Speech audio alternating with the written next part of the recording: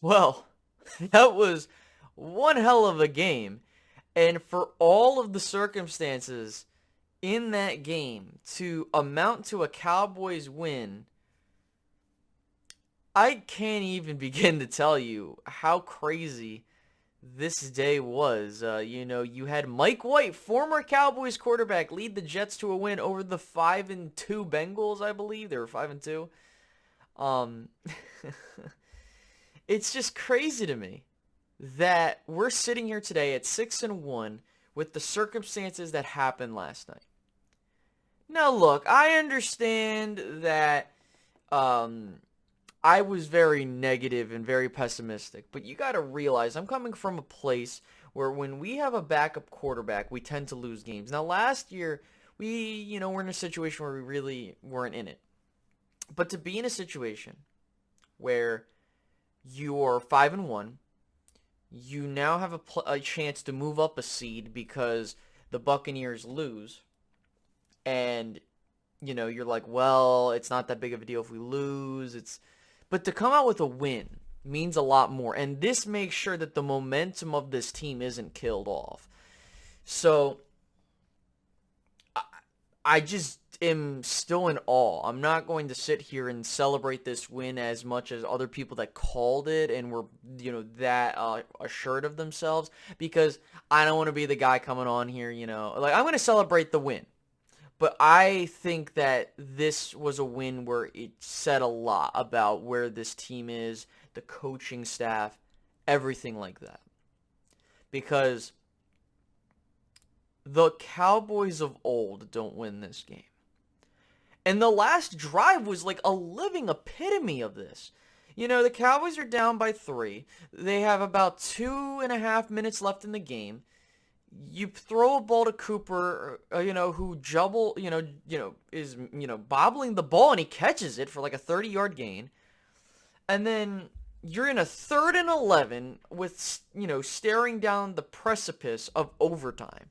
You dump the ball off to Zeke, and he powers his way. Not through 2 defenders, but through 4 defenders to get a 1st and goal, which then leads to the Cooper to Cooper touchdown, which gave us the win. And, the offense did what it had to do, but the props has to go to this defense, man. The fact that Micah Parsons every single week continues to justify why we took him at 12 rather than a guy like Rashawn Slater is unbelievable. This guy has been electric. I mean, he's like the first player with like 11 tackles and 4 tackles for losses in a single. Like, it was some ridiculous stat. And I'm just looking at this. This is the one that made the night for me. Ready for this? The Vikings were 1 for 13 on 3rd down. 1 for 13 on 3rd down. Now, you can attribute that to the terrible play calling of Mike Zimmer. You can attribute that to just the poor execution by the Vikings. But this is where the Cowboys, and I give massive props for them staying disciplined under Mike McCarthy. You look at this. They had 1 less total drive than the Vikings. They gave up 2 turnovers, 1 critical late one that could have really sealed the deal. Okay. You have a situation where you had almost 100 yards in penalties, 11. And keep in mind, the field goal which gave the Vikings the lead came off of 3 15-yard penalties. It was a roughing the passer call. There was another penalty for unnecessary roughness, and then another one for unnecessary roughness. That's the part where I was like, what in the hell is going on? Okay? And also, the fact that, had I think it was Bradley Anai who jumped off sides on the special team, that gave the Vikings the 10-3 lead going into halftime. The Cowboys made blunders in this game, but ultimately they still won this game when everything was going against them. With that final drive, just for them to go down, get the touchdown, and ride home with one of these crazy-ass stories that we're going to end up talking about for years because, I made the joke where if we win this game, I'm going to buy a Cooper Rush jersey. I'm going to hold off on that, but I will say this. If, in fact, the Dallas Cowboys managed to get home field advantage, and this was a result of, this game is the reason for that, I'll go ahead and do it. I'm going to double down. But, Stephon Diggs' interception streak ends tonight. And to be fair, there really wasn't a need to get an interception. I mean, it was... I'm just still in awe that the Cowboys won this game. And, you look at the stats, and as I pull up the box score as... let's see, give me 1 second. You had Cooper Rush 24 for 40, 325, 2 touchdowns, and an interception. Kirk Cousins 23 for 35, 184 yards, a touchdown, no interceptions. Now, if you were to tell me, honest to God, like these were the stat lines in blank names, I would have said that Cooper Rush's stat line was Kirk Cousins' stat line.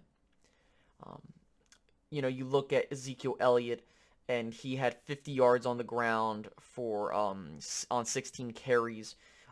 Tony Pollard 7 of 26, and it's just I still can't believe that they held Dalvin Cook under 100 yards.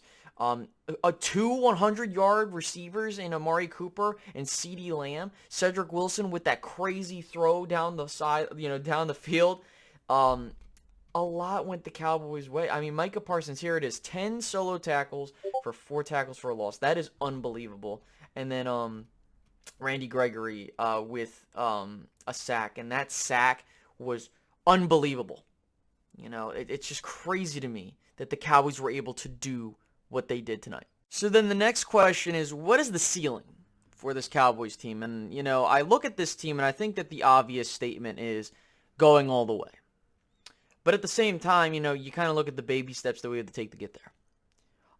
To start things off, you have the division, and I think that you can look at this and be like, hey, listen, the division's pretty much over. The second place team is 3-5, and their schedule isn't the easiest. Meanwhile, Dallas kind of has a path carved out for them to where they can stack wins. I mean, I don't know what else to say other than, look, the Cowboys are in prime position to win the NFC East. Now, the biggest question, I think, is seeding, because I think that is a more, prevalent question. The Dallas Cowboys currently sit at the 3rd seed with the loss of, with Tampa Bay losing to New Orleans. But, you look at the Packers, and they're going up against they're going up against the Chiefs next week, and I believe I don't remember who the Cardinals are going up against, but that's going to be a big game. But you look at these teams, and you're kind of saying to yourself, okay, at the end of the day, you kind of want one of these teams to falter, because if Dallas can get the 1st seed, the bye week is one thing, but it's the matchups that are going to get me. I think that when you look at where we're at, being the 3rd seed is okay. I think that the second best you could get is the 2nd seed, because ultimately, and I think that it's going to come into a bigger question when we get down the road. I think that if Dallas can at least have some form of a home field advantage, because they play extremely well at home, very well at home, and, we're going to have 2 home games this upcoming week. But I think that that's going to be what settles it is, after we get, once we get to Thanksgiving, that is when the seeding starts to become a thing. Because for me, again, I've said this numerous times on this channel, if you win games, as long as you keep winning, the cards are going to fall, they're going to fall into place. And so I don't know what else to say other than, look, Dallas is now 6-1. They are now in a position to where they can finally run away with the division, which they kind of are right now. They're 3.5 games up, I believe, now, still. If Philly had lost, they would have been 4.5. But I think that with Philly being at 3-5, if Dallas can get to, if they continue to win, there is a legit possibility that Thanksgiving or the game after Thanksgiving that they clinch the NFC East, and that's crazy to say. And again, that's still a long ways away, and you know, I'm just enjoying every bit of this run we're going on. So I don't want to keep you guys for the entirety of your day. So thank you guys so much for watching this video until its end. And if you can like, subscribe, and hit the notification bell, that'd be great. And I'll catch you guys in the next one. All right, guys? Have a great rest of your day. Bye-bye.